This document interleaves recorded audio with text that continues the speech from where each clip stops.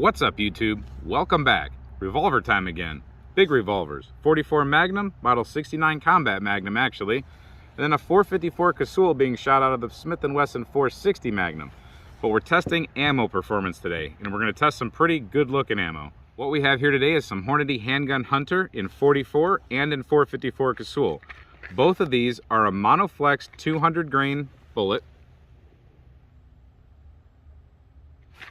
And that's really awesome for comparison purposes. Let me read some numbers for you.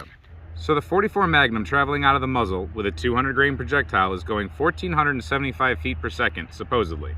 While the 454 Casull is going 1,950 feet per second, also a 200 grain projectile, but one of them is going to be a 44 caliber, one of them is going to be a 45 caliber. Now, these have an interesting tip to them. They're hollow point, and they've definitely been serrated so that they would open up, but they've also been filled up with some kind of a goo. So I'm assuming that that's for like hide penetration and this and that so that they don't get clogged up. So exactly what that stuff is, it's an elastomer material in the bullet's open cavity that compresses upon impact, causing rapid expansion. It says right there, rapid expansion is always good.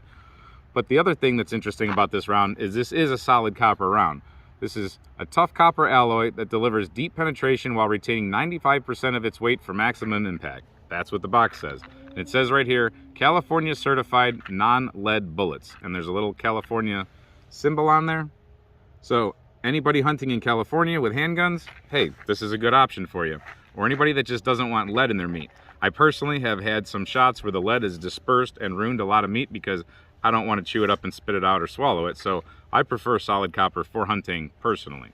Now, what should be pretty obvious, but a lot of people don't understand, is that hunting ammunition and self-defense ammunition are usually one and the same. Unless we're talking about lightweight varmint rounds for rifles, for the most part, if it fits the role of a hunting caliber for deer type of game, then it's going to fit the role for self-defense. We're basically two-legged deer, kind of.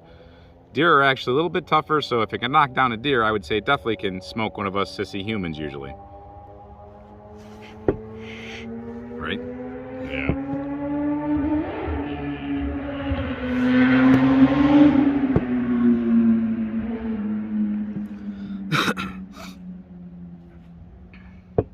So with that being said, I'm not exactly using hunting handguns for this test right now. I'm using a personal defense type of firearm here with the model 69 and 44. This is an everyday carry gun, home defense gun.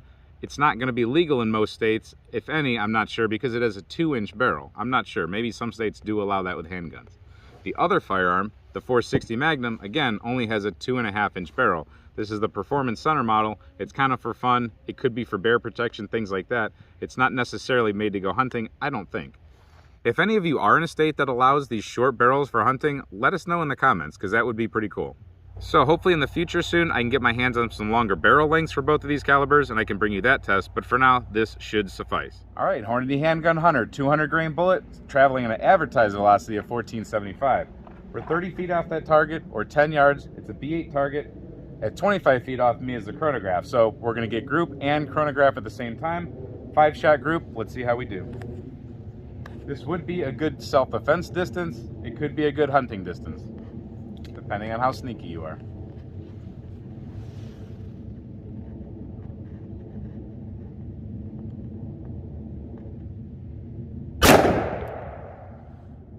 .1206.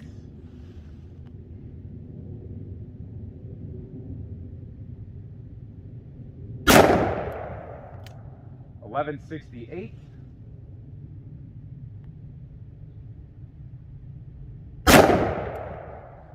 1197.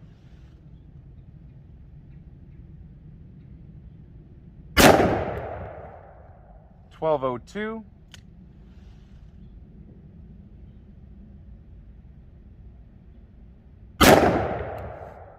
1165. Let's go take a look at the target. So I'd say that's a really good group. 2-inch barrel, 30 feet. I like that. They're all touching the X-ring. Perfect in my opinion for hunting or self-defense. As far as how did it feel out of this gun, it was about mediocre. I've shot some lighter loads out of here. We're not talking about 44 Special, but some just regular old range 44 Magnum. And then I've shot some really heavy hunting stuff, probably stuff made for more like lever guns. And this rides right in the middle, so it's handleable. Let's see how the 454 does. All right, and now we kick it up a notch. 454 Casull, same bullet weight, 200 grains, but now we're going at an advertised velocity of 1950. I'm not sure what length barrel that went out of, but let's see what the 2.5 inch performance center barrel does. Look at that massive cylinder. This gun is made to handle some crazy, crazy stuff.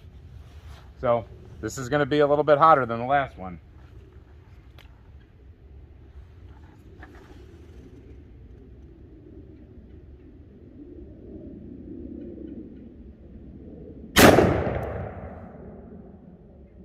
$17.52.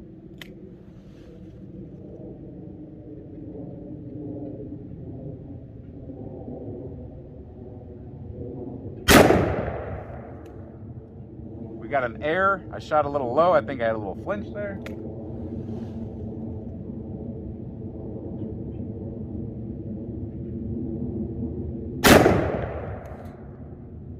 $16.96.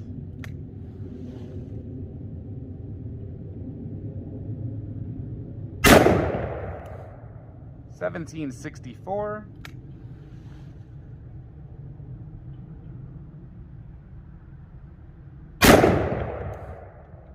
$17.20. That's all of them. Let's take a look. So actually kind of close to advertised velocity.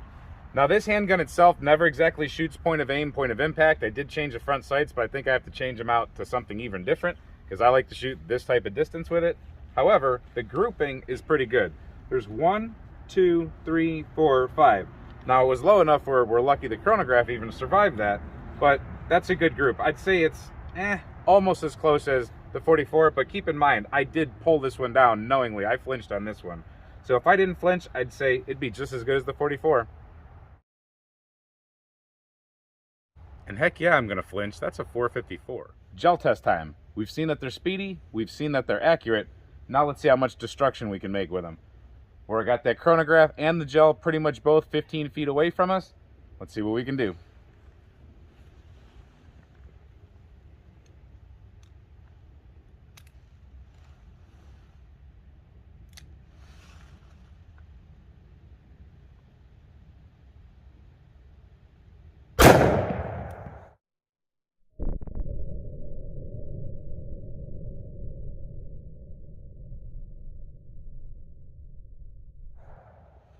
$11.79. Let's go take a look. Of course, nice entrance wound. Immediately starts opening up, twisting, getting that little effect in there. Made it all the way to what I would call would be 13 inches, 13 and a half maybe, 14 with a bounce back, but definitely opened up nice. Beautiful wound channel. Not too easy to see from the top, but I'll show you that anyway. Really nice opened up bullet. You can see it did exactly what it was supposed to be. We don't even have to dig that one out. Pretty nice. Let's see what the 454 can do. Now we're gonna kick it up to 454 Casull, and we got a lot more velocity behind this one. It could just make it penetrate more, or it could open it up faster and more violently and make it slow down, and it might end up in the same place. I'm not sure. I'm concerned about my chronograph because this thing doesn't shoot exactly point of aim, point of impact, but I'll do my best to get this wound channel separated and not kill my chronograph. Same distance.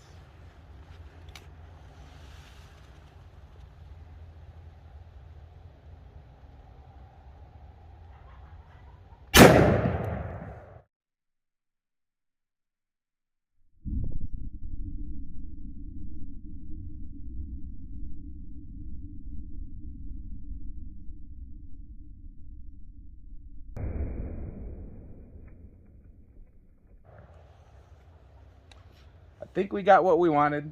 We're at 1785 on the velocity.